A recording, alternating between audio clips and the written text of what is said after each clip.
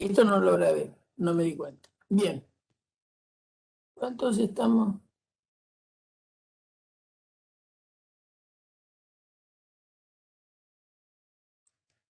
Bueno, no es tan difícil, no es tan complicado. Bien. Bien, entonces, a ver, ¿alguna otra duda? ¿Alguna duda que hayan quedado de alguna otra cosa de lógica y de alguna cosa de conjuntos? ¿Empezaron a hacer la práctica o los ejercicios de conjuntos? ¿Algunos ejercicios de conjuntos para que les hayan traído problemas?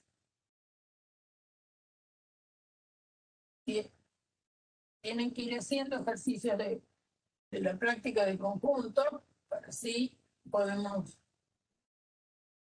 controlar, ¿no es cierto?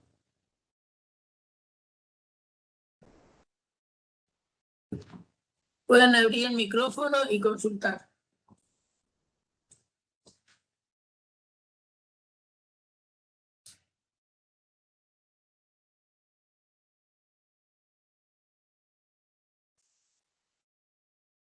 ¿No han hecho nada o No, de lo de conjuntos no tanto porque lo que más me tenía trabado es esto, ¿viste? del trabajo Pero práctico? lo de conjuntos yo por lo menos no hice nada todavía. Bueno, vamos a hacer algunos ejercicios súper prácticos, digamos, ¿no? ¿Qué quiere decir súper prácticos? No demostraciones, sino ejercicios más elementales. Entonces, vamos a recordar que quiere decir que un conjunto está contenido en otro. Y lo escribimos así: A contenido en B. Esto se lee A contenido en B. También se lee A subconjunto de B. También se lee B contiene A. Entonces, la relación de contención es una relación entre conjuntos. ¿Y qué significa? ¿Cuándo voy a poder escribir esto? Cuando todos los elementos de A son también elementos de B. Eso simbólicamente se escribe así: cuando para todo X, si X pertenece a A, entonces X pertenece a B. Eso quiere decir que un conjunto esté contenido en otro. A diremos que está contenido en B. Cualquiera sea X que pertenezca a A, entonces X pertenece a B. Dos conjuntos son iguales y solo si tienen los mismos elementos. Por lo tanto, todo elemento de A tiene que ser también elemento de B y todo elemento de B tiene que ser elemento de A. Por lo tanto, esto, decir que A es igual a B, es sí y solo si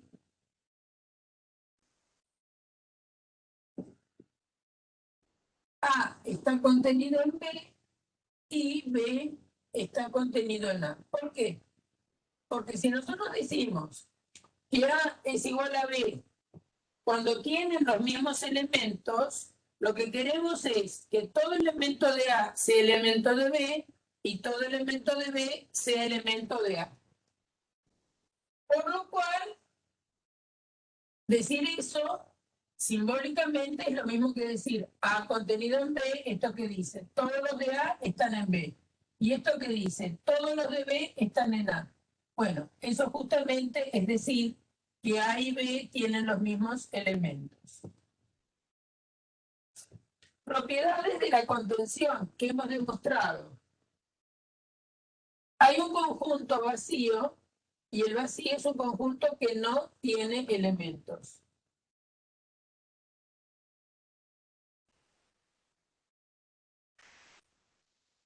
Y así lo simbolizamos. Hay un único conjunto que no tiene elementos. ¿Y qué es lo que hemos probado? Una propiedad muy importante, y es que para cualquier conjunto A,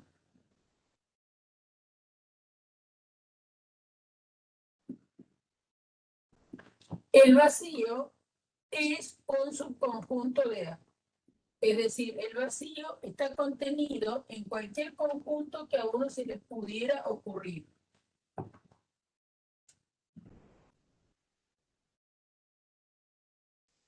El vacío es un conjunto y A es otro conjunto.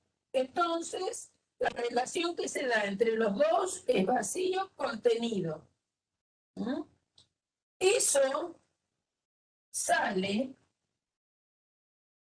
de pura lógica, porque nosotros para demostrar, y repito la demostración, que vacío está contenido en A, lo que tenemos que demostrar es que para todo X, si X pertenece al vacío, entonces X pertenece a A. Tener esta situación significa que esta propiedad que está escrita de manera simbólica se verifique. Y fíjense qué es esta propiedad de manera simbólica. Es un condicional que dice que un condicional y además cuantificado. Esto es un esquema, en realidad, que es el condicional de dos esquemas. Un esquema es X pertenece a y otro esquema es X pertenece al vacío y el otro es X pertenece a. Para que un condicional, recuerden, fuera verdadero, para todo X, se tenía que verificar que esto, que es un condicional, resulte verdadero. Entonces ahí me tengo que acordar de la tabla de verdad de un condicional. De lo cual ya les dije que de las tablas de verdad no se van a separar nunca.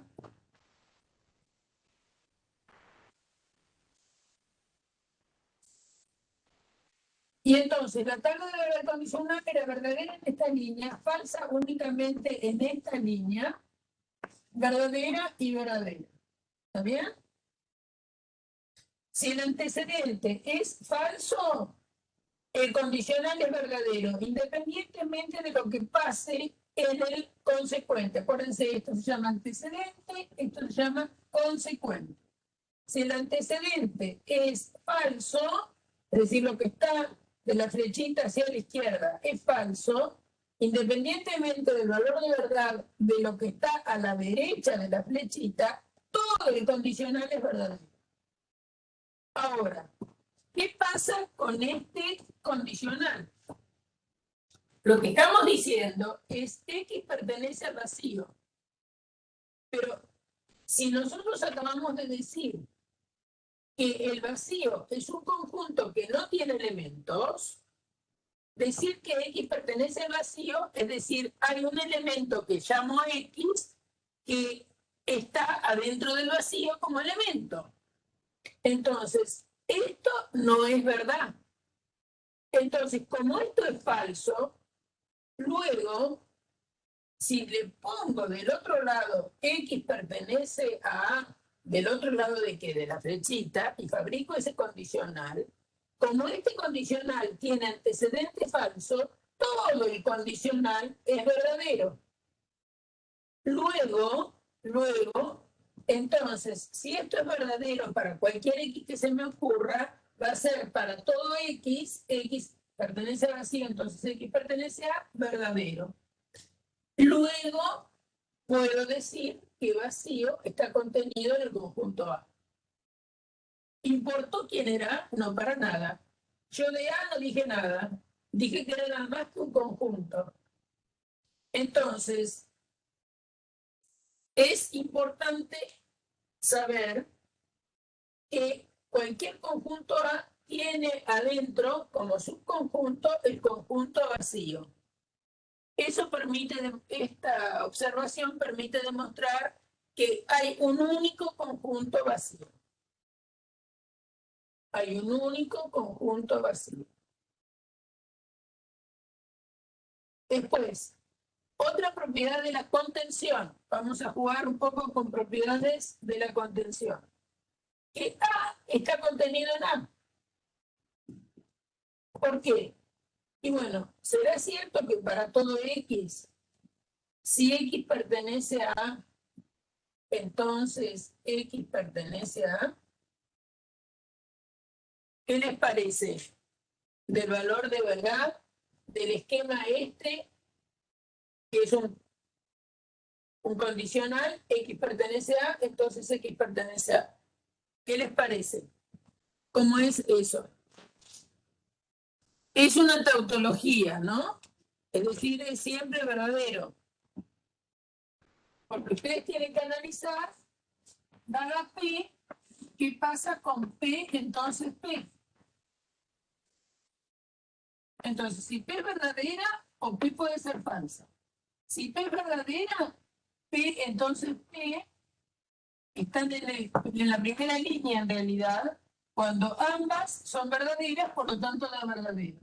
Si P es falsa, antecedente falso, condicional, verdadero.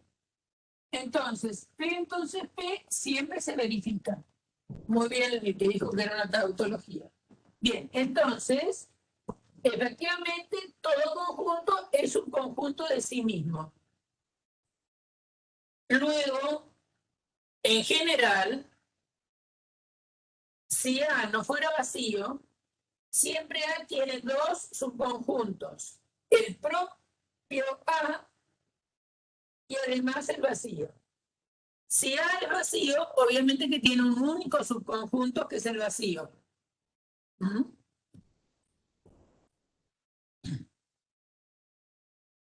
De ahí, de estas dos observaciones, sale que el vacío es único. Es decir, hay un único conjunto vacío. ¿Qué quiere decir un único conjunto vacío? Hay un único conjunto que no tiene elementos. Y ese conjunto se llama vacío. Bien. Entonces, otra propiedad fácil de la contención es la siguiente. Que si A está contenido en B y B está contenido en C, entonces A está contenido en C. Vamos a demostrar esto. Esto se llama transitividad de la contención. Bueno, en los videos y en el apunte está demostrado eso. En los videos de las clases yo lo he demostrado, pero no sé si los han mirado. Vamos a hacer la demostración. Obviamente que es trivial, ¿no? Si ustedes piensan en un dibujito de diagrama de Venn, supónganse que A está adentro de B. Acá tienen A y después tienen B, pero después tienen B adentro de C. Entonces, claramente, A también queda dentro de C. Eso es lo que está diciendo esa propiedad. Que si tenés A adentro de B y B adentro de C, entonces A está dentro de C. Cosa bastante evidente, ¿no? Bueno, entonces, ejemplo de esa situación, antes de hacer la demostración. Supongamos que tienen 1 a 3. Eso es A. Supongamos que B es alguien que contiene A. ¿Alguien me puede dictar un conjunto que contenga A? ¿Me pueden dar un conjunto que tenga A adentro?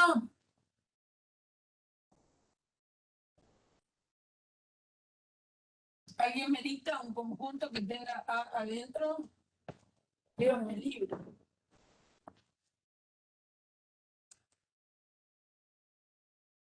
Debe ser la hora que empieza esta propaganda insoportable.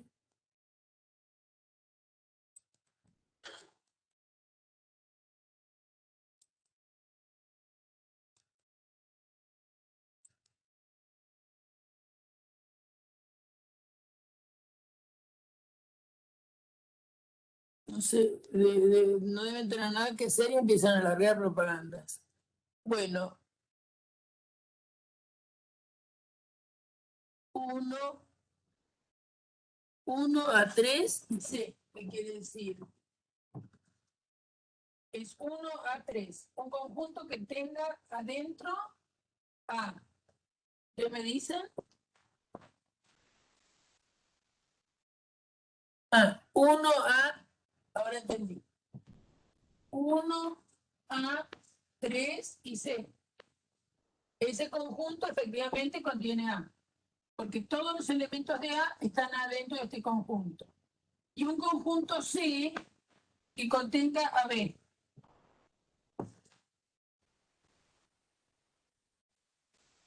J1 de 3, a ver, J1 de 3 a 6, 9. Muy bien. ¿Está claro que A está contenido en B? ¿Por qué? Porque todos los elementos de A, que ¿quiénes son los elementos de A? El 1, el A y el 3 los encuentro adentro de B. Los elementos de B también los encuentro adentro de... Le falta el C, ¿no? Sí, me faltó C, profe, perdón. No importa.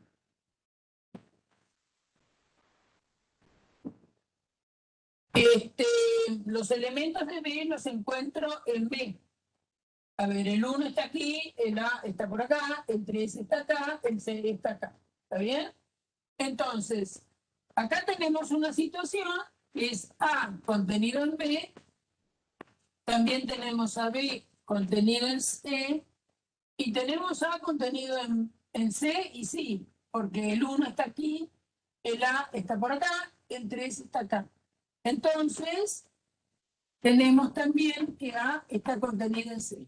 Bueno, lo que queremos probar es que esto no nos pasa solo en un ejemplo, sino que nos pasa siempre. Entonces, cuando queremos demostrar una propiedad que pasa siempre, no tenemos que hacerlo con un ejemplo. Esto es una comprobación de que esto pasa. Ahora, si queremos demostrar, tenemos que usar definiciones. No tenemos que usar un ejemplo. El ejemplo sirve para comprobar la propiedad que estamos enunciando. Pero para demostrar tenemos que hacer una demostración usando las hipótesis y algún método de deducción, que en este caso va a ser muy sencillito, van a ver, y la definición. Entonces, ¿qué es lo que queremos hacer? Lo que queremos hacer es demostrar, voy a escribir arriba lo que quiero hacer. Entonces tenemos A contenido en B como hipótesis y también que B está contenido en C como hipótesis. Es decir, que todo esto es lo que sabemos.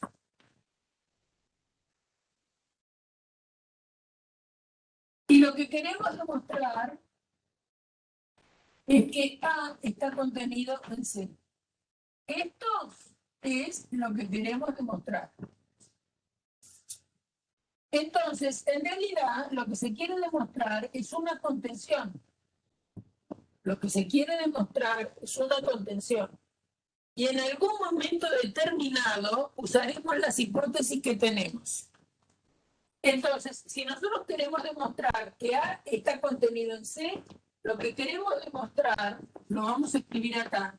¿Qué quiere decir A contenido en C? Quiere decir que para todo X, si X está en A, entonces X está en C. Y esto es lo que no tenemos y es lo que queremos demostrar. Entonces, ¿cómo se hace esto? Se va a tomar un elemento que esté en A y se va a trabajar para ver que ese elemento está en C. Entonces, sea X perteneciente a Pero ahora voy a usar lo que sé. ¿Y qué significa lo que sabemos? Lo que sabemos significa, cuando decimos A contenido en B, sabemos que para todo X, si el X pertenece a A, entonces X pertenece a B. Y después también sabemos, conjunción de esto con esto, sabemos que si B está contenido en C, lo que sabemos es que si hay un X que está en B, entonces ese X está en C. Estas dos cosas son las que sabemos. Tenemos la conjunción de estas cosas. Y nosotros tomamos un X en A. Por esta hipótesis, por esta parte de la hipótesis es la conjunción. Bueno, por el primer conjunto, es decir, por esto, si X está en A, entonces X está en B. ¿Por qué? Porque A está contenido en B. Ahora, ¿qué pasa? Si X está en B, nuestra segunda parte de la hipótesis, que es esta, B contenido en C, sabemos que cada X que está en B, él está en C. Entonces, si tenemos X perteneciente a B, entonces podemos decir que X pertenece a C. ¿Por qué esto vale? Porque B está contenido en C. Entonces, cada vez que tengas un X en B, ese X está en C. Entonces ya terminé mi demostración, porque tomé un X que vive en A. Usé la primera hipótesis, logré ver que ese X está en B. Usé la segunda hipótesis y logré ver que si X estaba en B, entonces estaba en C. Bueno, era lo que yo quería. Quería demostrar que A estaba contenido en C, lo que significaba que si tomaba un X en A, entonces ese X estaba en C. Y lo logramos, claro, tomé un X en A y llegué a ver que ese X estaba en C. ¿Se entendió esta demostración?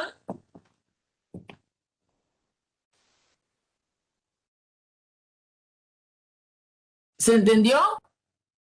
¿Sí? Bueno, ¿cómo lo llamamos a esta propiedad de la contención? Transitividad.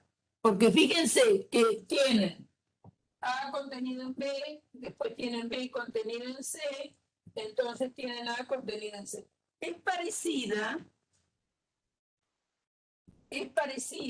¿por qué se llama transitividad? Ustedes hablan muchas veces de propiedades transitivas. Hablan de la propiedad transitiva de la igualdad, de la propiedad transitiva del menor igual, ¿eh? Y esto es relativamente parecido, ¿no? O del menor. Piensen en los números, por ejemplo. Porque todavía no vimos números, pero esto es totalmente elemental. Si ustedes tienen el número 3, ustedes saben que el 3 es menor, por ejemplo, que el 5, y el 5 es menor que el 10, ¿no? Entonces, pueden decir 3 menor que 5, 5 menor que 10, entonces 3 es menor que 10. ¿De acuerdo? Eso sería para el orden dentro de los números naturales. También, por ejemplo, saben la propiedad transitiva de la igualdad, que es la siguiente. Si A fuera igual a B y B fuera igual a C, entonces decimos A igual a C. Propiedad transitiva de la igualdad. Bueno, acá, esta propiedad se llama así, transitiva, de que de la igualdad a esta se la llama propiedad transitiva de la contención.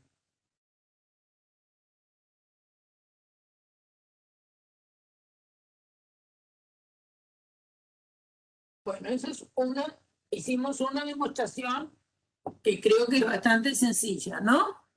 ¿Pero se entendió? Lo importante es si se entendió. Fíjense, y esto es muy importante lo que voy a decir. Ustedes quieren demostrar, sabiendo estas dos cosas, quieren demostrar que A está contenido en C. Entonces, lo que hay que demostrar es justamente esto, que A está contenido en C. Y en algún momento de la demostración van a usar las hipótesis. Entonces, demostrar que A está contenido en C es tomar un X cualquiera de A y usar convenientemente las definiciones y las hipótesis. Entonces, tomé un X, la repito porque muchas veces, como tienen hipótesis, pretenden salir de las hipótesis. No, hay que salir de lo que quiero demostrar. Y lo que quiero demostrar es que A está contenido en C. Entonces, para demostrar esta contención, tengo que demostrar este condicional. Y para demostrar este condicional, en algún momento, cuando yo diga X pertenece a, voy a empezar a usar las hipótesis que tengo. Y de saber que X está en A, sé que X está en B. De saber que X está en B, por esta hipótesis, sé que X está en C. Entonces salí de un X que estaba en A, aplico las hipótesis y logro ver que X está en C.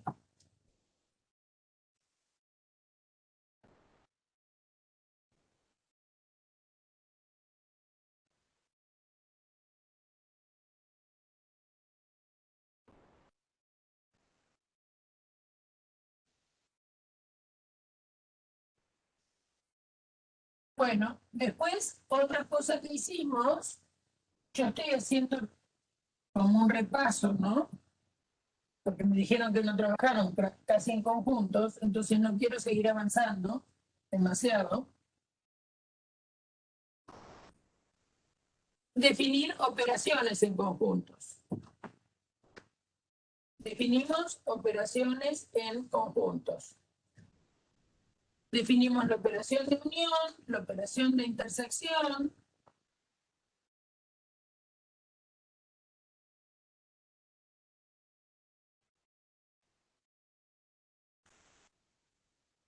Entonces, recuerden que dados A y B conjuntos, podemos fabricar un nuevo conjunto que se llama unión B, que son los elementos que están en A o están en B. Y definimos otra operación que se llama intersección, que da un nuevo conjunto, que son los X, que le exigimos estar en A y estar en B.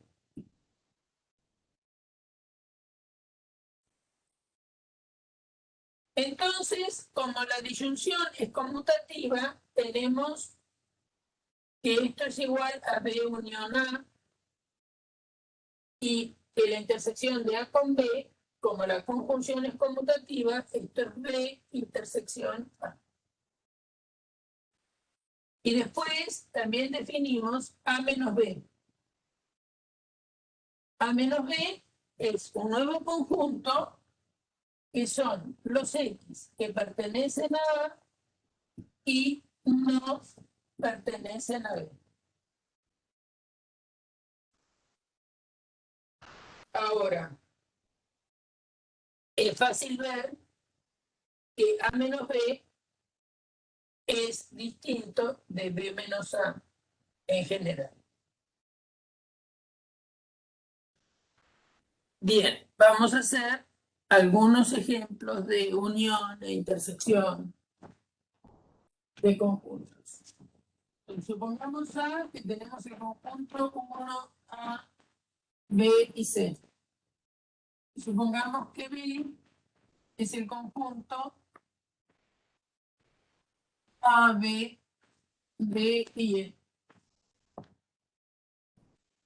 Entonces vamos a encontrar A unión B, a ver qué nos da.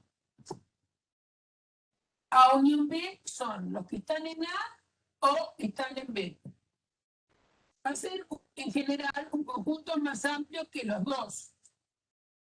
Porque voy a tener que poner todos aquellos que están en A por el hecho de estar en A, y además todos aquellos de estar en B por estar en B, porque para estar en la unión hay que estar en alguno de los dos. Eso es carta de ciudadanía para estar ahí, en la unión. Entonces voy a tener que poner el 1 por el hecho de estar en A, voy a tener que poner el A porque el A está acá y está acá, el B porque va a estar, y bueno, porque está también en los dos, el C va a estar porque está en A, el D está porque está en B, y el E está porque está en B. Entonces, eso es la unión. Fíjense que claramente el A está contenido en A unión B, y también el B está contenido en A unión B. Todos los elementos de A los encuentran en la unión y todos los elementos de B también los encuentran en la unión. Entonces, la unión es un conjunto más amplio que cada uno de los conjuntos que están fabricándose en la unión. ¿Entendido? ¿Sí? Bien. ¿Qué nos da la intersección? La intersección tiene que ser un conjunto fabricado con los elementos que están simultáneamente en A y en B. Entonces, ¿quiénes vamos a poner? Hay elementos en común. El 1 está en A, pero no está en B, o sea que no lo pongo.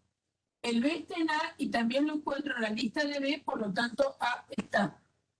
El B está en A y está también en B, entonces está. El C está en A, al no estar en B no lo pongo. El D está en B, pero no está en A, no lo pongo. Lo mismo pasa con B. Es decir, que la intersección da esto y nada más. Está bien claro que la intersección está tanto contenida en A como contenida en B.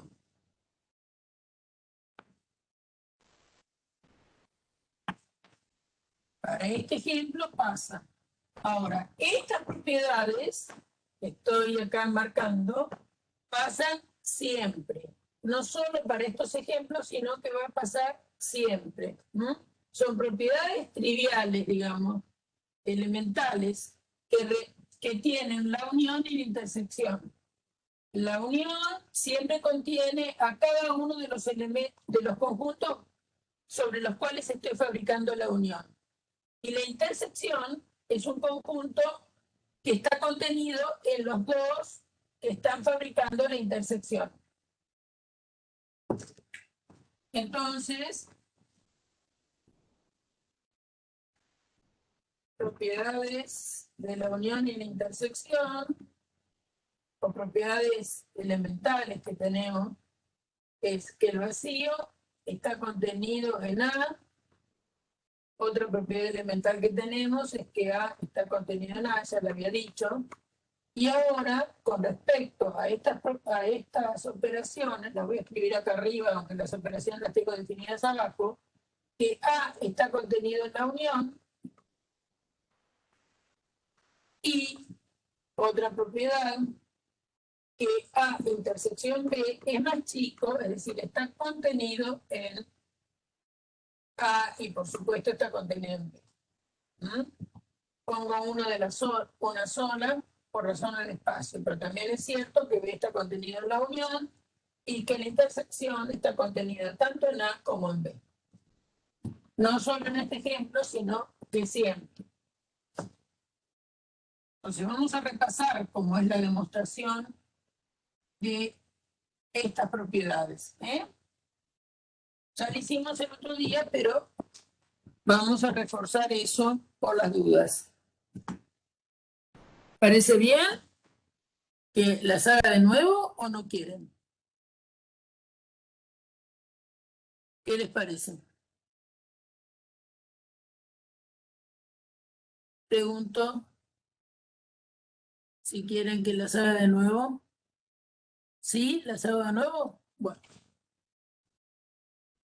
Entonces, ¿cómo demostraríamos, por ejemplo, que A está contenido en la unión de A con B?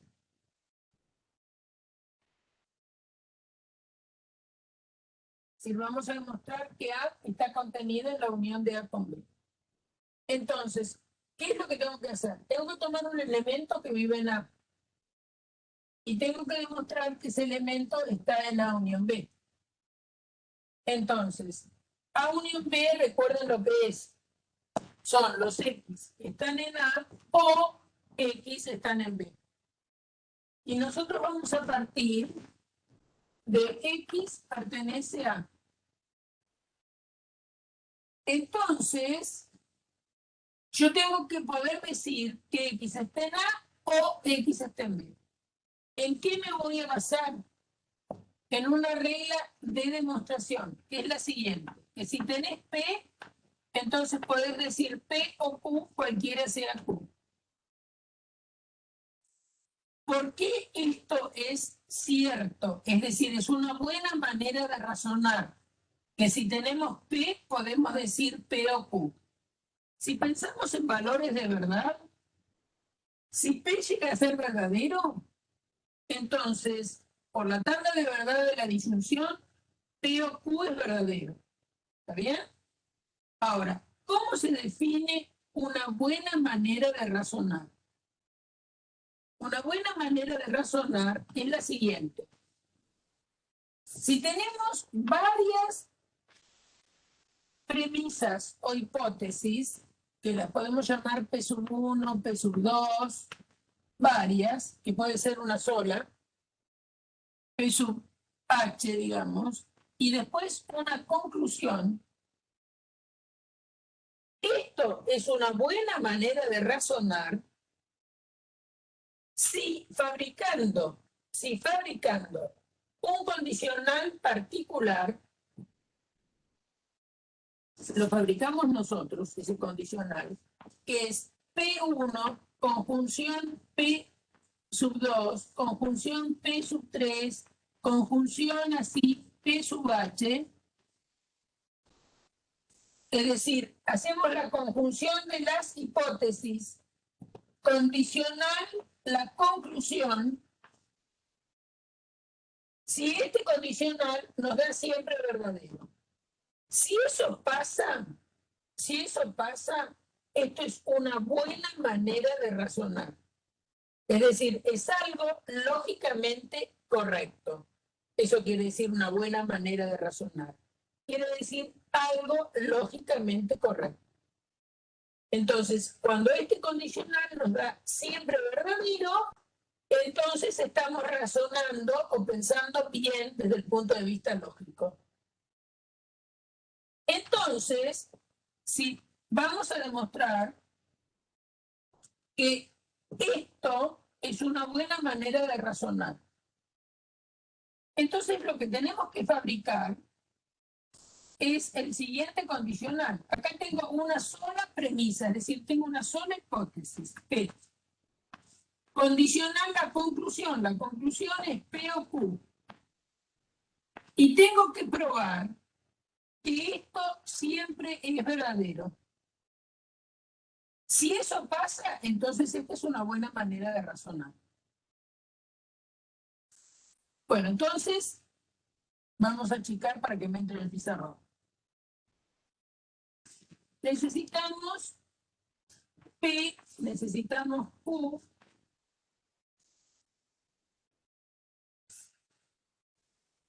Necesitamos P o Q. Y vamos a analizar qué pasa con P, entonces P o Q. Entonces, verdadero, verdadero, falso, falso. Verdadero, falso, verdadero, falso. ¿Cómo es la disyunción? ¿Se acuerdan? La disyunción es verdadera cuando al menos uno de los dos es verdadero. O sea que va a ser verdadero en este renglón, verdadero en este y falso en el último. Ahora tengo que fabricar un condicional que tiene antecedente P y consecuente P o Q. Como era la tabla de verdad del condicional. Bueno, si el antecedente es verdadero y el consecuente es verdadero, el condicional es verdadero. Antecedente verdadero, consecuente verdadero, condicional verdadero. Antecedente verdadero, consecuente verdadero, condicional verdadero. Si el antecedente es falso, independientemente del valor de verdad del consecuente, si el antecedente es falso, el condicional va a ser verdadero. Falso, falso es verdadero. ¿Qué pasó? En cualquier instancia de verdad de las componentes P y Q, este condicional siempre es verdadero. Por lo tanto, por cómo hemos definido lo que es razonar bien, entonces, un caso particular de razonar bien es lo que yo dije. ¿Y qué dije? Bueno, que de P podés sacar P o Q cualquiera sea Q. Desde el punto de vista de los valores de verdad, fíjense que si P llega a ser verdadera, la disyunción es verdadera. Entonces, uno normalmente, como hipótesis, toma cosas verdaderas. ¿No? Si la hipótesis fuera falsa, es por eso que yo el condicional le permito que sea verdadero. ¿No? Aún en ese caso, tenemos esa situación. Entonces, lo que está diciendo esta regla es que si vos salís de P, bueno, vas a poder llegar a P o Q, cualquiera sea el Q que se te ocurra. Bueno, pero ahora vamos a pensar qué Q se me va a ocurrir, porque si yo lo que quiero ver es que el X que tomé en A está en la unión, para estar en la unión, esto tiene que pasar que X esté en A o X esté en B. Entonces, para que algo esté en la unión, el X tiene que estar en A o X está en B. Entonces, nosotros hemos salido de X en A. ¿Por qué? Porque quiero demostrar esta contención. Por eso salí de un X que pertenezca a A. Y quiero llegar a que está en la unión, lo que significa que quiero llegar a X está en A o X está en B. Pero si tengo esto, que piénsenlo como P, ¿está bien? Entonces a P le pueden agregar cualquier cosa, como Q. Entonces le voy a agregar X está en A o X está en B. Es decir, esto es mi P, ¿y por qué le agrego esto como Q? ¿Por qué le agrego eso? Porque yo quiero ver que el X que está en A unión B. También podría haber agregado X pertenece a C o X es un múltiplo de 4. Cualquier cosa podría haber dicho acá. Pero ¿por qué agrego X pertenece a B? Porque yo quiero demostrar, siempre hay que pensar a lo que uno quiere llegar, quiero demostrar que un elemento que vive acá también está en este conjunto. Y para estar en A unión B hay que estar en A o estar en B. Entonces, por eso agregué este Q. ¿Y tengo derecho a agregarlo? Sí, porque si vos tenés P, podés decir P o Q, cualquiera sea Q. Esa es una buena manera de razonar. Por eso agregué ese Q.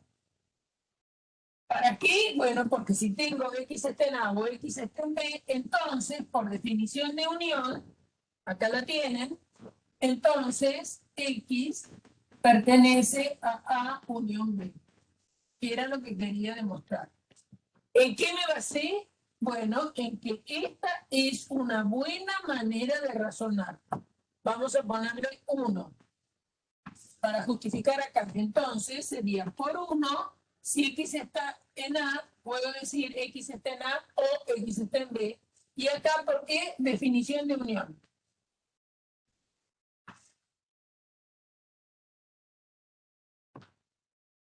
¿Les quedó clara la demostración? ¿Sí? Estoy repitiendo una demostración que ya en algún momento se hizo, pero quiero ver si ahora la entendieron todos bien. ¿Todos entendieron? Si alguno no entendió, me pregunta, ¿eh? Para eso estamos.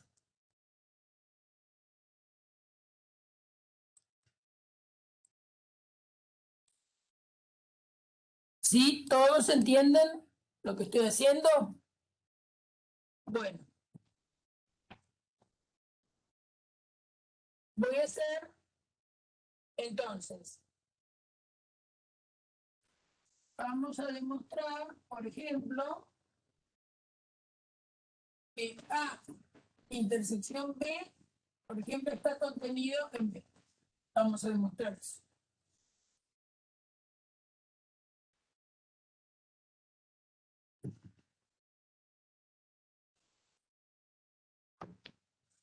Entonces, vamos a tomar un elemento que esté en la intersección y tenemos que ver que está en B. Porque eso significa demostrar esta contención. Entonces, sea X pertenece a intersección B. ¿Qué quiere decir que esté en la intersección? De acuerdo a la definición de conjunto de intersección, está en A y está en B.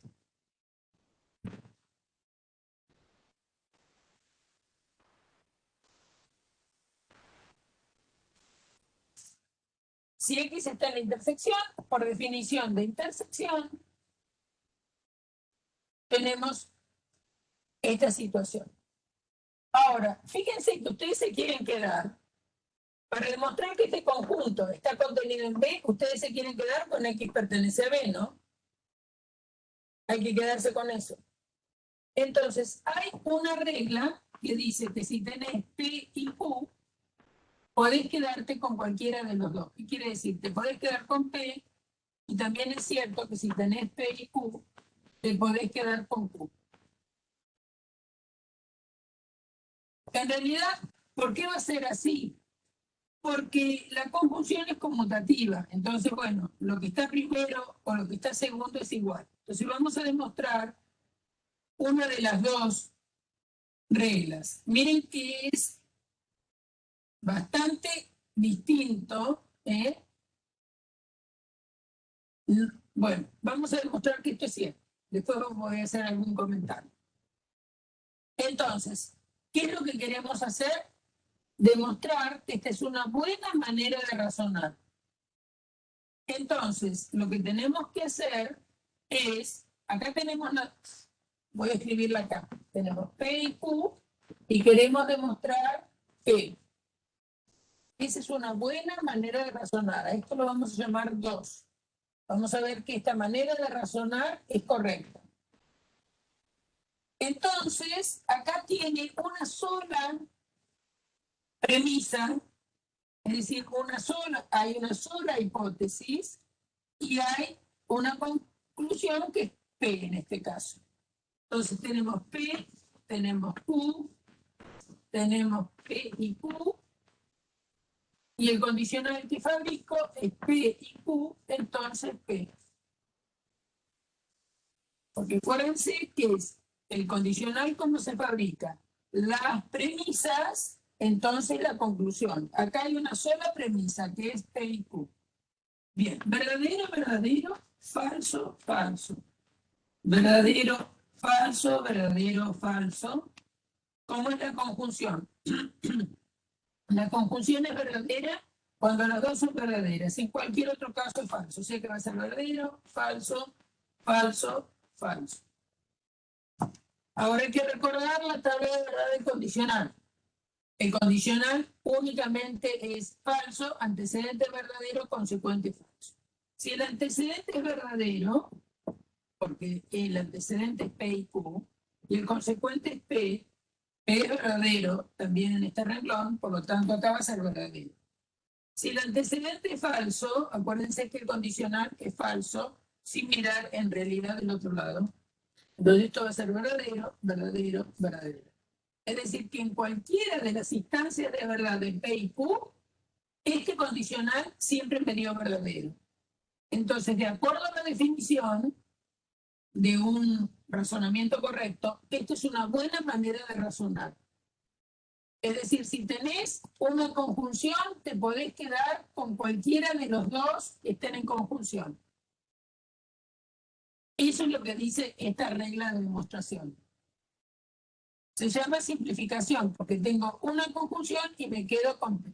Bien.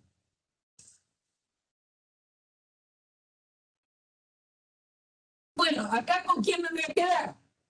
Y bueno, acá pensando que si yo quiero demostrar que A intersección B está contenido en B, con lo que me voy a quedar es con X pertenece a B, porque eso significa que la intersección esté contenida en B. Entonces, me voy a quedar con X pertenece a B, que es uno de los conjuntos, ¿sí? Entonces, ¿por qué? Por la regla 2. Entonces, si tengo X pertenece a y X pertenece a B, me puedo quedar con cualquiera de los dos, y si mi inquietud era demostrar que la intersección estaba contenida en B, entonces tomé un X en A, usé la definición de intersección, usé la regla de simplificación y me quedé con X pertenece a B. Por lo cual he demostrado que este conjunto está contenido en este. ¿Alguna duda? ¿Alguna duda? ¿Se entendió? ¿Se entendió? Pregunten si no me entienden. Todos, si no entienden, me preguntan. Nada de tener vergüenza, ¿eh?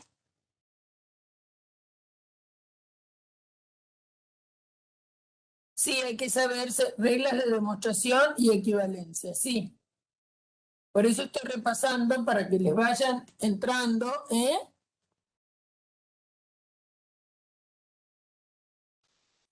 Bueno, Aldo. Suerte. Ahora fíjense que no es una regla de demostración la siguiente. Que si uno tiene P o Q, se puede quedar con P o con Q. Esto no es regla de demostración. Veamos por qué no. Si tenemos P o Q y P o Q, entonces P, ¿qué va a pasar con eso? Entonces, P o Q acá es verdadera, acá es verdadera, acá es verdadera, acá es falsa. Entonces, esta disyunción, entonces P, vamos a mirar. Verdadera, entonces verdadera va a dar verdadera. Verdadera, entonces verdadera da verdadera. Verdadera, entonces falsa. ¿Y qué pasa con verdadera, entonces falsa? Acá da falsa. Falsa, entonces verdadera da verdadera. Entonces es mentira, entre comillas, que este condicional sea siempre verdadero. ¿Qué quiere decir? Que teniendo una disyunción, no me puedo quedar con uno de los disyuntos, porque no sé cuál es el que es verdadero. ¿Está bien? Cuando uno tiene una disyunción y si piensa en valores de verdad, si ustedes saben que la disyunción es verdadera, puede ser verdadera por P o puede ser verdadera por Q.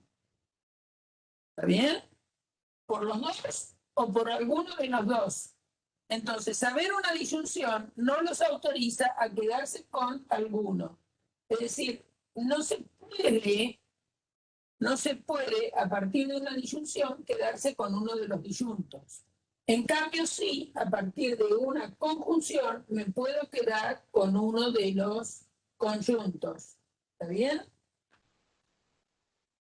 ¿Entendido eso? Pero de una disyunción no se puede. Sin embargo, hay una regla ligada a la disyunción, que es esta: tenés P o tenés Q, tenés la negación de uno de los dos, por ejemplo, tenés la negación de P, y de ahí te vas a poder quedar con Q. Daría lo mismo negar a Q y te vas a quedar con P. ¿Eh? Esta es una buena manera de razonar. Tengo una disyunción. Vamos a borrar esto porque no me entra. Y acá necesito, fíjense que tengo una disyunción y necesito una hipótesis adicional más. Necesito la negación de uno de los dos. Entonces tengo P o Q, conjunción, bueno, no P.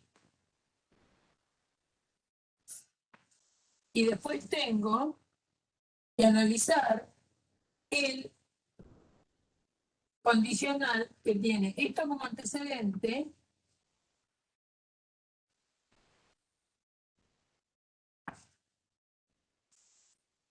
entonces Q.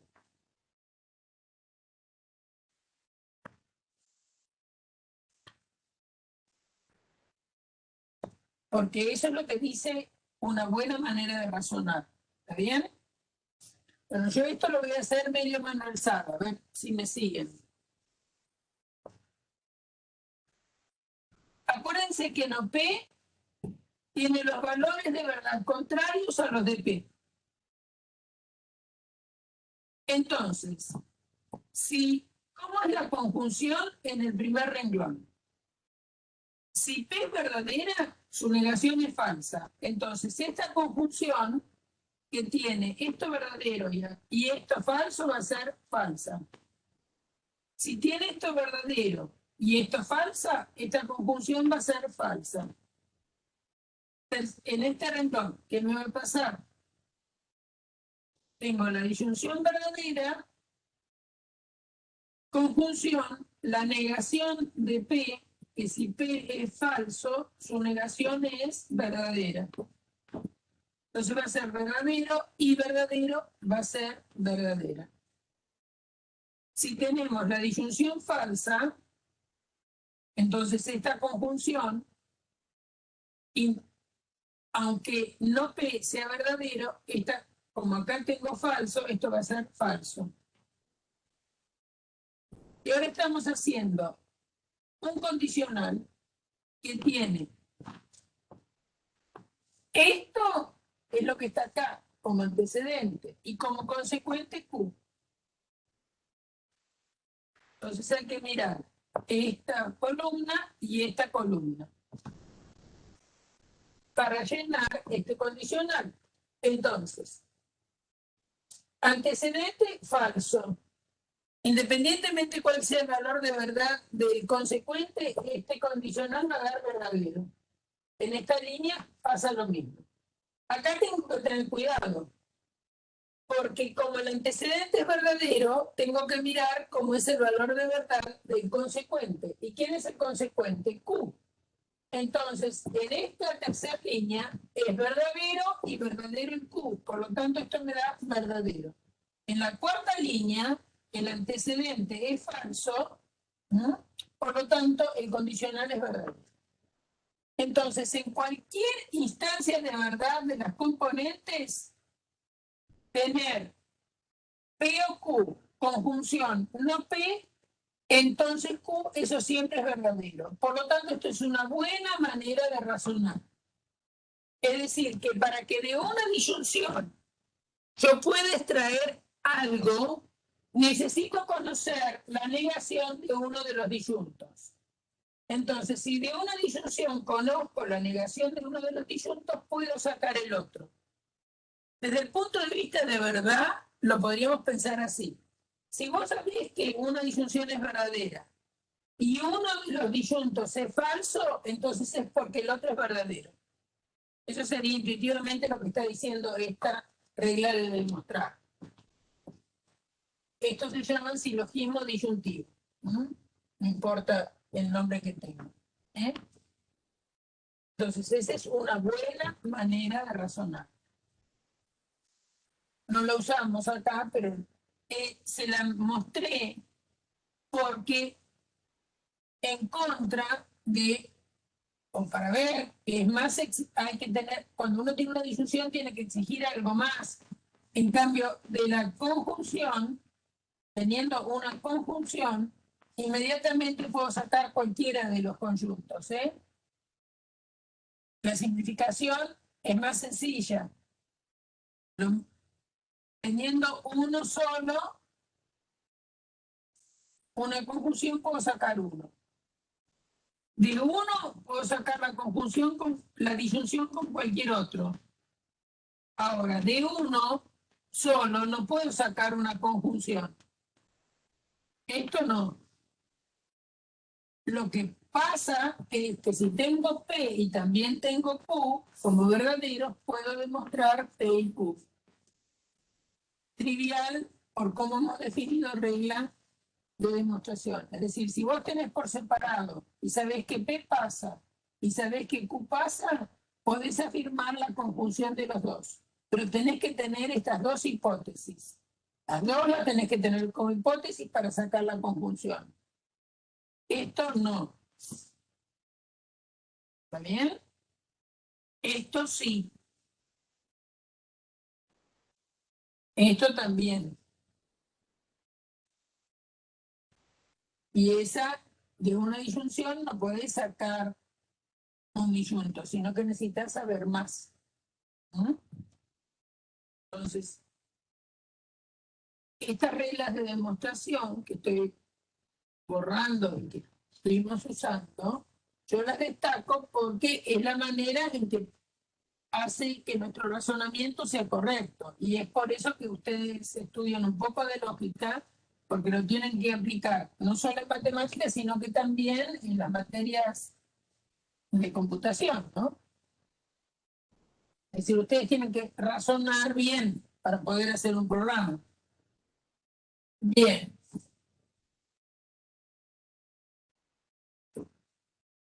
¿Alguna duda que me quieran preguntar?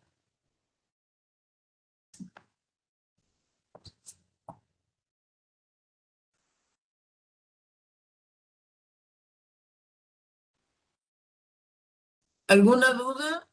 Bueno, hacemos algún otro ejercicio. ¿Bien? Supongamos que tenemos un conjunto A con los elementos A, B, F. Y un conjunto B, C y D. Vamos a hacer A menos B. Son los elementos que están en A y no están en B.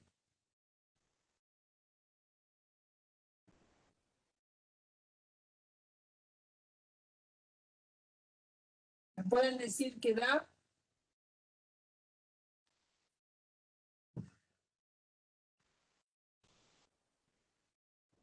A, B, F. Muy bien.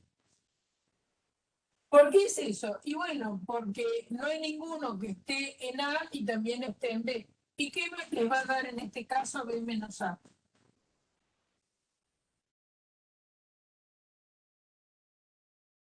Muy bien, C y D. ¿Está bien? Es decir, ¿qué pasa? ¿Qué pasa con la intersección de A y B?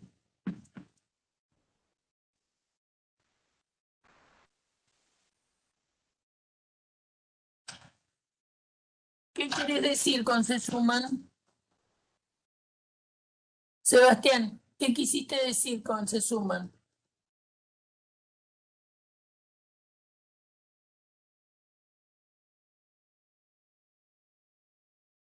¿La unión?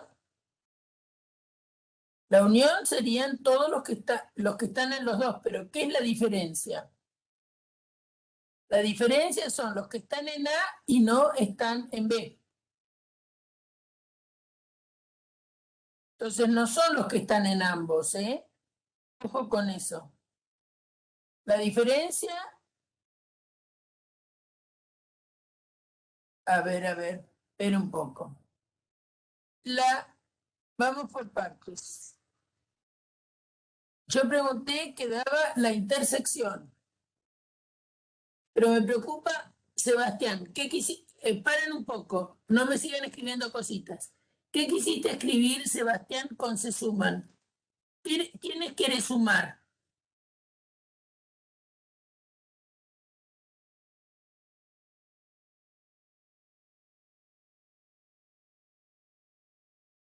Háblame, Sebastián. Vos tenés micrófono.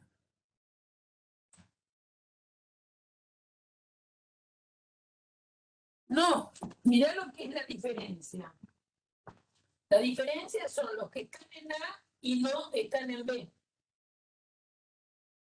Entonces, vos cuando calculás A menos B, tenés que ver los elementos de A y mirar si ese elemento...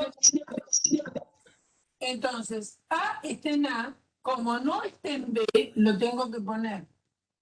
B está en A, como no está en B, lo tengo que poner. F está en A, como no está en B, lo pongo. No, sí, profe, yo me refería a la intersección,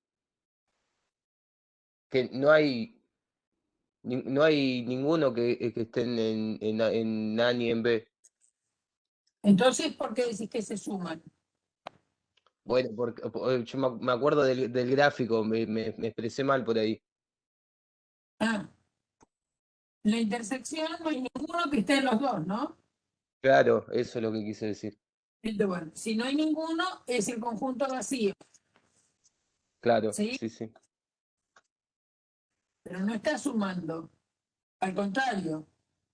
Claro, pues Acordate que yo siempre me es estaba más acordando chica. del cuadrito que hizo con los círculos y que quedaban en el mismo, que era más Entonces, fácil. la intersección Eso, claro. es esto. La intersección es más chica Claro. que uno. La intersección es más chico. Fíjate que la intersección está contenida en A, la intersección está contenida en B. Ahora, Claro, hay que la intersección, como en este caso, si ustedes no dibujan existe. A y B, A es A, B, F, esto es A, Claro, no existe ninguna. no tiene ninguno en común. Claro. Entonces, cuando los conjuntos no tienen nada en común, la intersección va a dar vacío y se dice que los conjuntos son disjuntos. Conjuntos Mm, disjuntos cuando no tienen nada en común, como es este A y este B. Bueno, hay una propiedad que es por eso que al no tener nada en común A y B, A y B no tienen nada en común, es por eso que A menos B me dio A. Porque no hay ninguno que esté acá y también esté en B. Por eso es que A menos B me dio A. Y también es por eso, como hay ninguno que esté entre los dos, B menos A me da B. ¿Mm? Es decir, por el hecho de que A y B no tienen nada en común, entonces la diferencia A menos B me da A y la diferencia B menos A me da B. ¿Por qué? No es por más ¿por qué es que eso pasa? Porque A intersección B es vacío. Eso les va a pasar siempre, siempre. Que A intersección B es vacío, eso sería una propiedad que podrían demostrar, pero no quiero. Va, no quiero llenarlos con demostraciones, que dice que si A menos B es vacío, entonces A menos B es igual a A y también B menos A es igual a B. Es decir, si los conjuntos son disjuntos, es decir, no tienen nada en común, entonces la diferencia va a darme A y esta me dará y esta me va a dar B. ¿No? Bueno, y este es el dibujito, ¿no? Si a A le tienen que sacar lo que comparte con B, bueno, no hay nada que A y B compartan. Por lo tanto, A menos B me va a dar A y B menos A me va a dar B. Y lo que quería que observaran es que por qué les daba A y esto y B esto, bueno, porque A y B no tienen nada en común.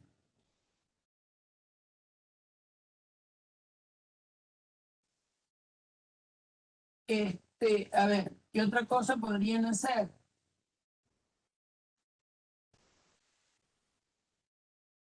Quiero, quiero hacer cosas así prácticas para que piensen un poquito estas cosas y algún ejercicio que aparece ahí en la práctica, como si sabe que tal conjunto tiene tales elementos, que puede decir del otro, ¿no? Hay uno de ese tipo. Entonces, a ver,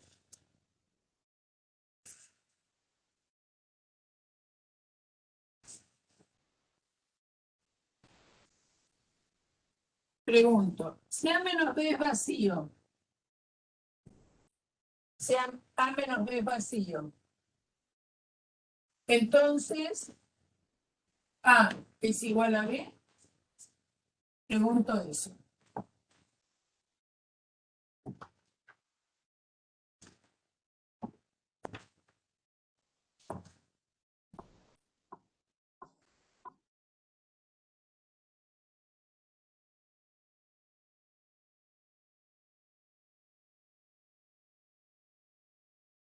Quedaría vacío.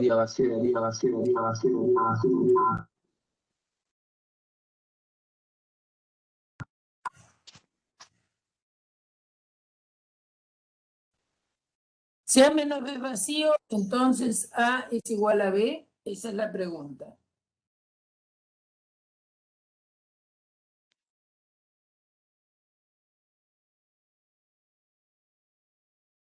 Y debería ser que sí, porque tendrían los mismos elementos, ¿no? A ver.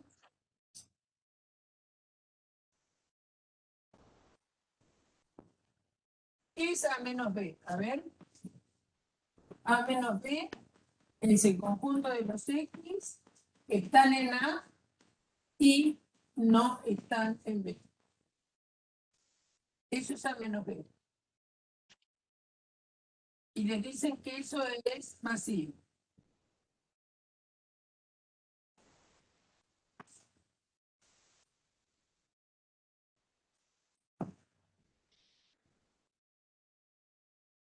La única posibilidad es que A sea igual a B.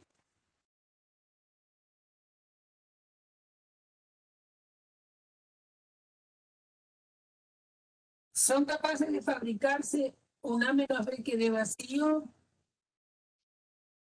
No menos B que dé vacío.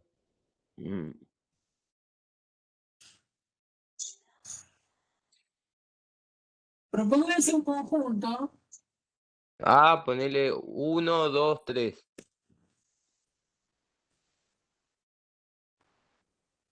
Y para que dé vacío eso, tendría que B tener los mismos elementos. O podría tener C también, porque no sería igual. No, podría no ser igual a B también. Podría tener C también. Podría tener un elementito C, ¿no? Sí, podría, sí. Y entonces A menos B son los que están en A y no están en B. El Claro. uno va a poner, No, ninguno de esos. Ninguno de los que no, están A. ninguno de los que están en A. ¿Y A y B son iguales? No son iguales. No son iguales. Es decir, para este A y este B, A menos B me da vacío, pero A es distinto de B. Pero ¿qué es lo que pasa? ¿Qué es lo que Si pasa? fuera al revés, no daría vacío. No daría vacío. ¿Y qué es lo que pasa entre A y B? Que no son iguales.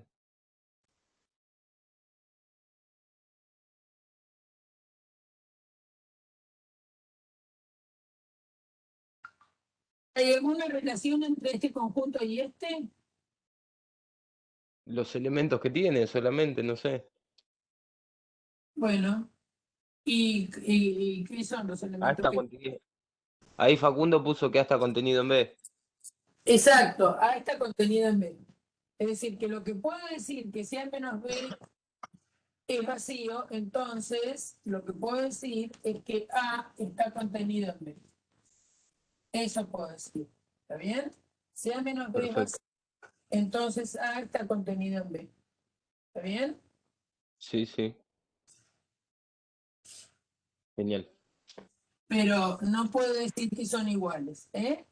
Claro. Si A menos B es vacío, entonces no es A igual a B, sino lo que puedo decir es que A está contenido. ¿Cómo demuestro que no es igual?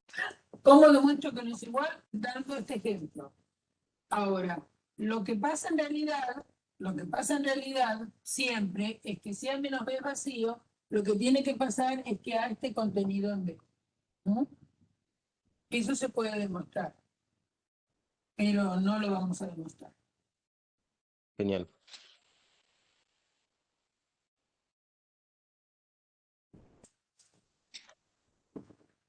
Entonces, yo para que vean que, digamos, uno se puede poner en situación de A menos B vacío, fabricándose algún conjunto, ¿no? Se fabrica, bueno, quiero que me dé vacío A con alguien. Bueno, el otro no puede, el otro, si tiene estos tres elementos, ya sonamos porque la diferencia A menos B me da vacío. Pero le podría seguir agregando cosas este B. Y este B, que estoy haciéndolo con A menos B, no tiene por qué ser igual a A, pero sí tiene que contener A. ¿Entendido? Sí, sí. Digamos, son ejercicios sencillitos, pero para que piensen un poco, ¿no? No se queden con la primera idea.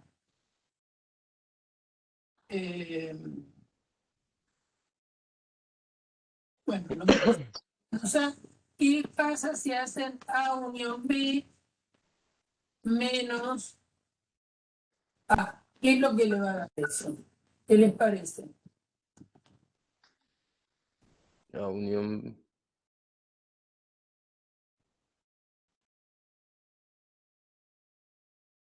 Va a dar B. Siempre.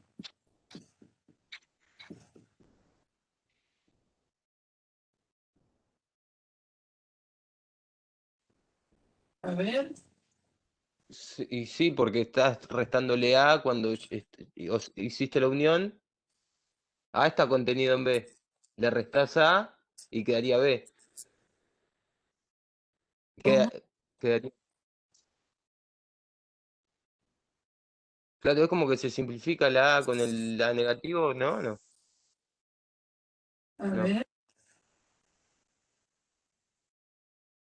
A, supongamos que es 1, 2, C y B 3, 5, 7.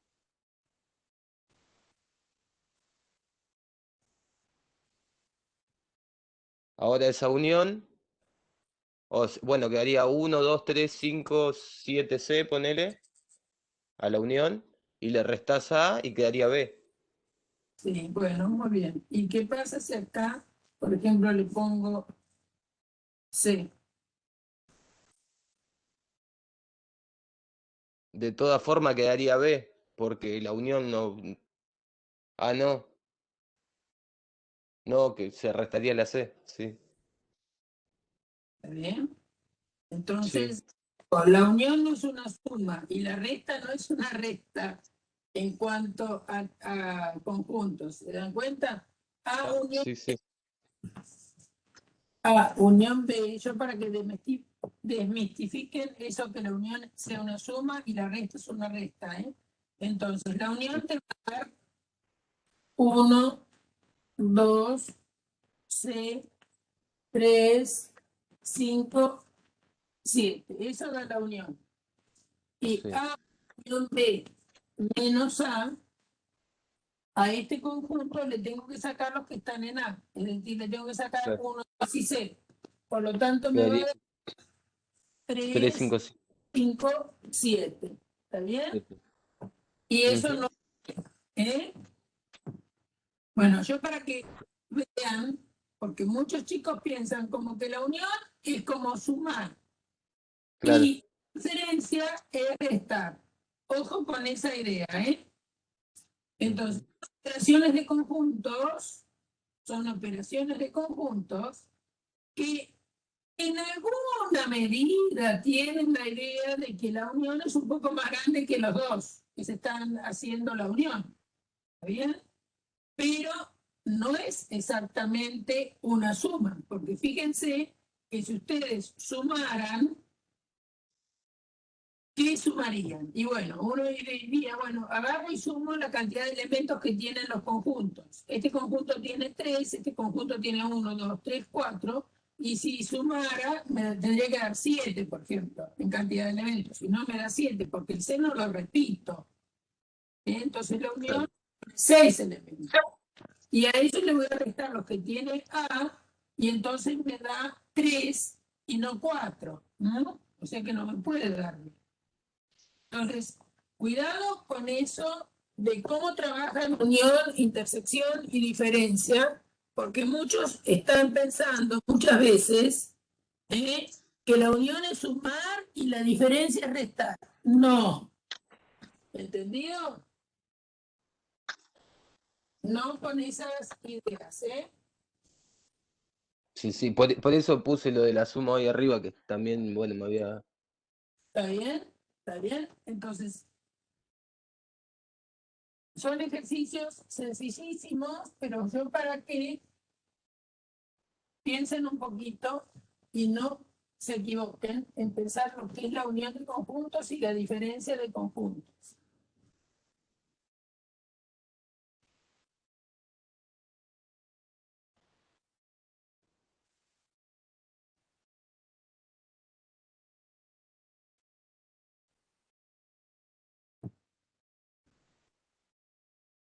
Bueno, no sé qué es. Vamos a definir algo nuevo, ¿eh? Vamos a definir complemento. Es decir, supongamos conjuntos adentro de un conjunto U que llamamos universo.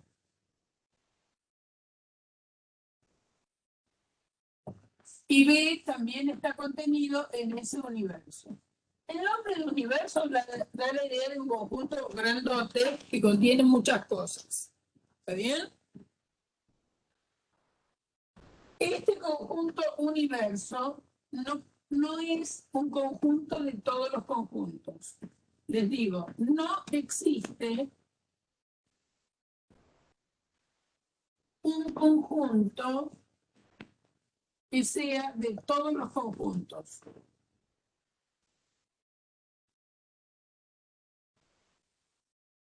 Es decir, esta idea de que hubiera un conjunto que tuviera dentro todos los conjuntos que hay, esa idea llevaría a contradicciones. ¿No? Una de las contradicciones es lo que se conoce con el nombre de paradoja de Russell. Entonces, no hay un conjunto de todos los conjuntos, ¿eh?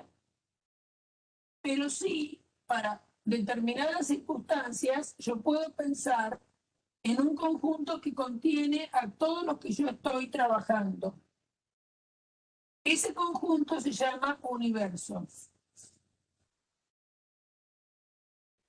Fíjense que la palabra universo también la usamos cuando hablamos de esquemas proposicionales, ¿no? Y más o menos con la misma idea, de que es un conjunto que tiene todas las variables donde están escritos los esquemas.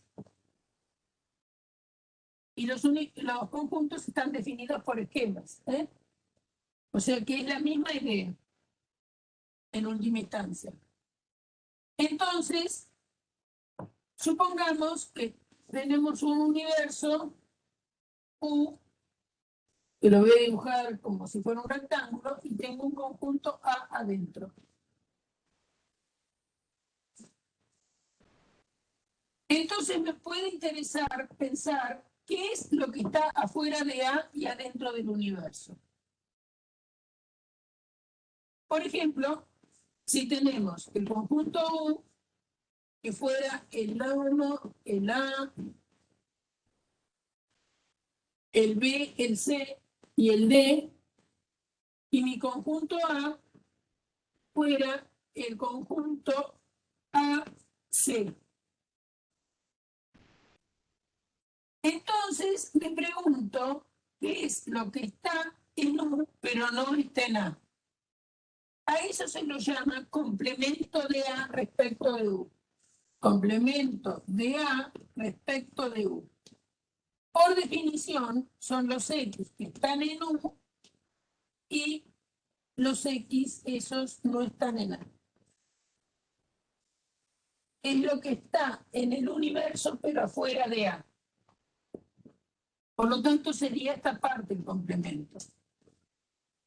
Lo que está afuera de A y adentro del universo.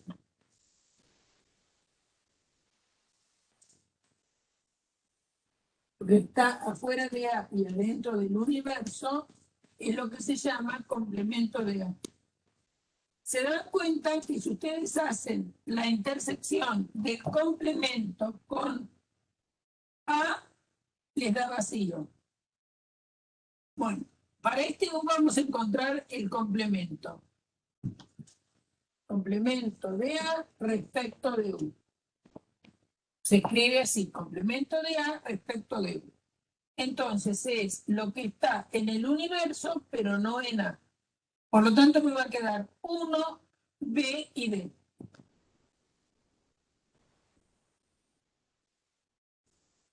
Está clarísimo que si hacen la unión de este conjunto con este conjunto, le da todo el universo.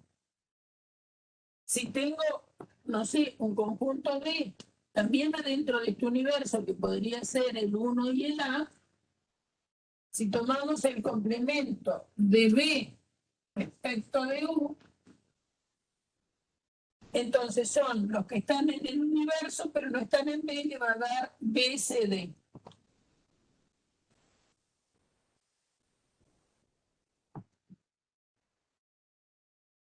¿Bien? Son los que están en el universo, pero no están en B.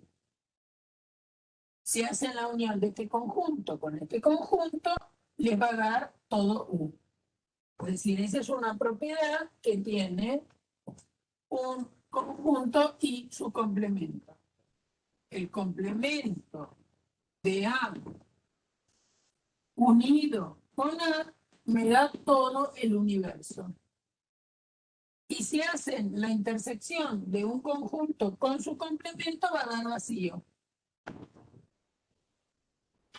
La intersección de un conjunto con su complemento da vacío. Acá tienen, si tienen este complemento y lo intersecan con este, no tienen nada en común. Esas son dos propiedades fundamentales que tiene el complemento de un conjunto. ¿Y qué les parece a ustedes que será el complemento del conjunto vacío?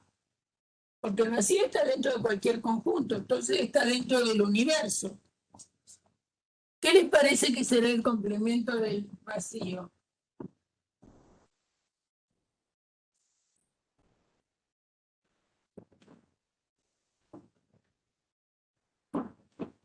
Son los que están en U y no están en el vacío.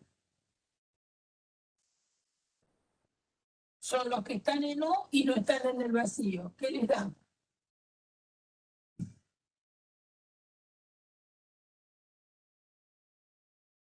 ¿Qué les parece?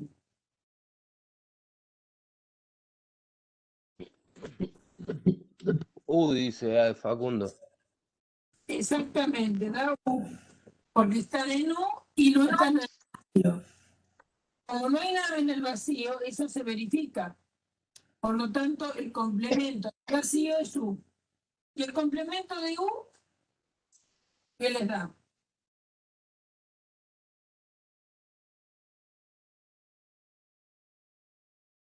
Y el complemento de U te da vacío. Muy bien. Bien. Ahora miremos la siguiente condición, o lo que nos pasa. Nosotros tenemos este conjunto A y este conjunto B. Y hemos pensado en este universo. Supongamos que ahora pienso en este otro universo, que sea 1AC, 1ACB. El conjunto A, que es este, está contenido en U2. Entonces quiero que me digan el complemento de A respecto de U2. ¿Qué es lo que está en U2 y no está en A? 1B. 1 y B.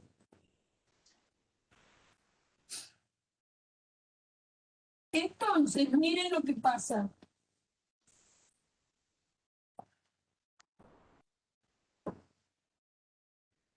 ¿Qué me pueden decir?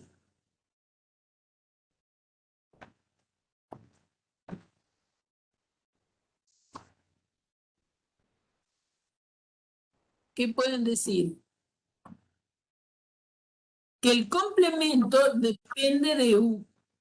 ¿Está bien? El complemento depende de U.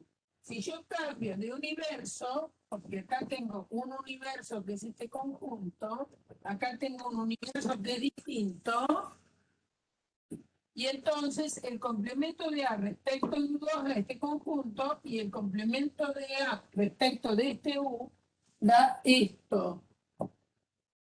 Entonces, Depende eso es que yo de U. escribo complemento de A respecto de quién. Es decir, no es irrelevante de quién estoy tomando complemento. ¿No? Es fundamental pensar de quién tomo complemento. ¿Se acuerdan que cuando estábamos hablando de proposiciones que había, y yo les decía, bueno, una proposición universal o existencial, depende de su valor de verdad, depende de quién sea el universo? Bueno, acá pasa lo mismo. Si yo cambio de universo, si cambio de universo, para un conjunto que esté contenido en dos universos, los complementos cambian. Es decir, que el universo es muy importante cuando ustedes hablan de complemento. Cambian de complemento, perdón, cambian de universo y cambia totalmente el complemento.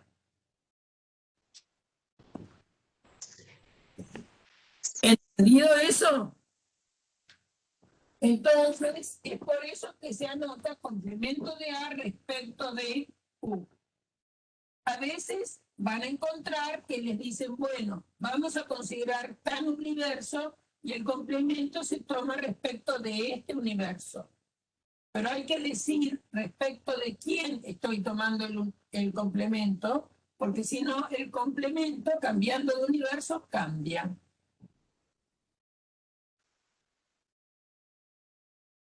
Eso es importante que lo tengan bien clarito, ¿eh?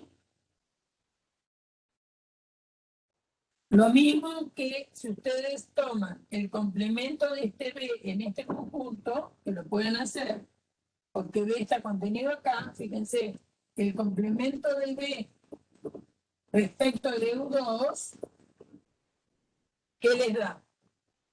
El 1 de la está, pero les da BC.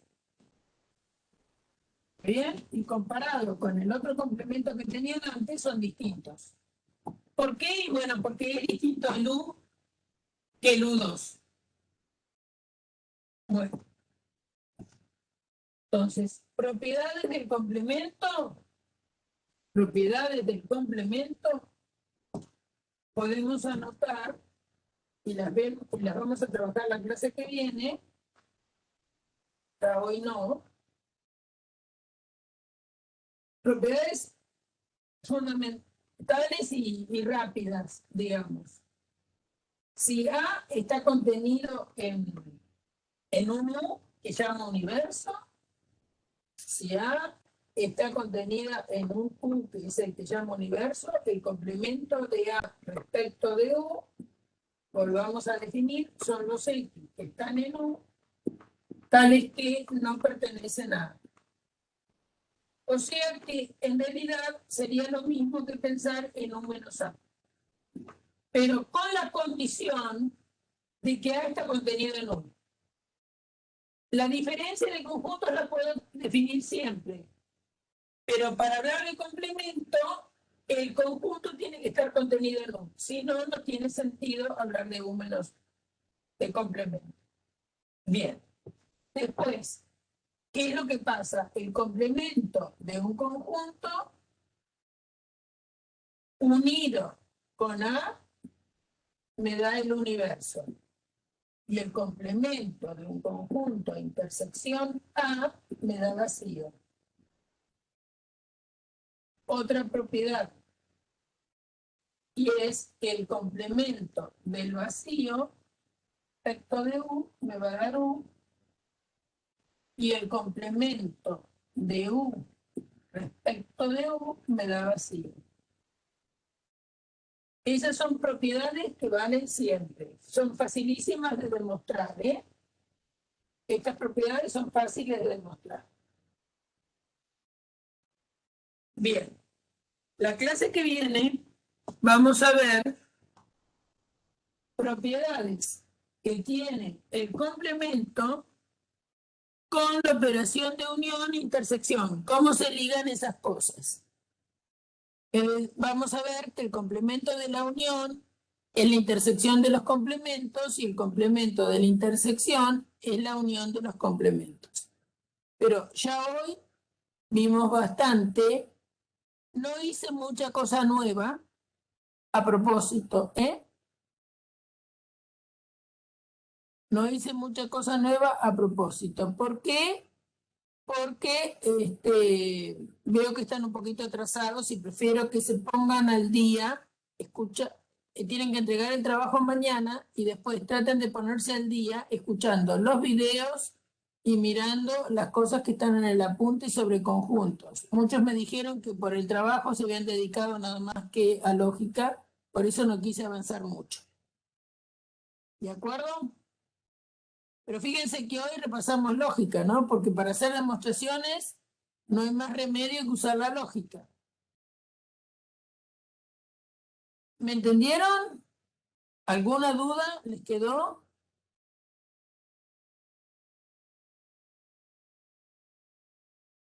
¿Alguna duda les quedó? Me tienen que preguntar, ¿eh? No tienen que tener vergüenza de preguntarme. Traten de ponerse al día escuchando los videos, leyendo las presentaciones y leyendo el apunte.